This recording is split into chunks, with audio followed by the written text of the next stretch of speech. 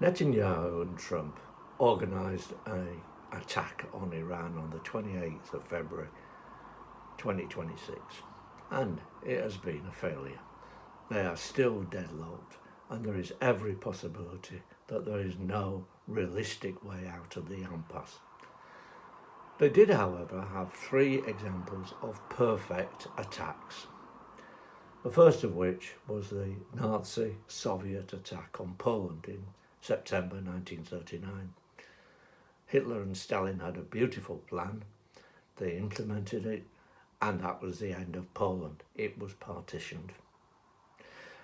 In 1991, the Americans, with a coalition of partners, attacked Kuwait. They didn't attack Kuwait because Kuwait needed attacking. They attacked Kuwait because it had been invaded by Saddam Hussein's Iraq. The Americans did not want the Kuwaiti oil riches to go to Saddam Hussein, who was generally regarded as an absolute dictator and a disgusting person. They swept in. The Americans utterly and completely destroyed Saddam Hussein's forces, and they went upwards, northwards, towards Iraq. Once they reached the frontier, Bush said, "Stop." And he said, "Stop," in spite of the fact that his generals said we should keep going to Baghdad. Bush said, "Stop," because invading Iraq was not part of the plan.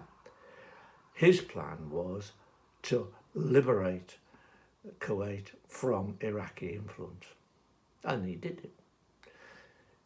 In 2014, Putin saw the anomaly that was Crimea and decided he was going to annex it. And he did so. It was a brilliant plan, and he succeeded in 24 hours.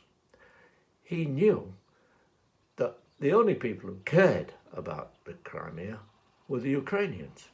He also knew he could ignore the Ukrainians. Nobody lifted a finger, and the Crimea was taken over in 24 hours. This was a perfect example of a successful invasion. So why didn't Netanyahu and Trump look at history?